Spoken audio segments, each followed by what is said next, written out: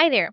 So, today I will be unboxing this DIGITNOW 3.5 mm to dual 6.35 mm Y splitter cable. This basically connects your mic or your phone to an audio mixer or similar gear. This is going to be a very quick video. Let's get right into it. It doesn't come in a box. It comes in this little Ziploc style baggie.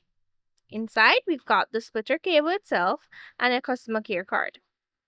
Now, here's the cable itself, the Y splitter. It really feels good and sturdy.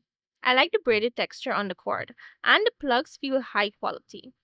You also get a decent length, which is always nice.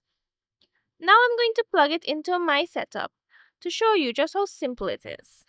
All you have to do is unwrap the cable, take the 3.5 mm jack and plug it into your phone, or in my case, my receiver, then plug the two quarter-inch connectors into your mixer, soundboard, or whatever setup you have, and that's it.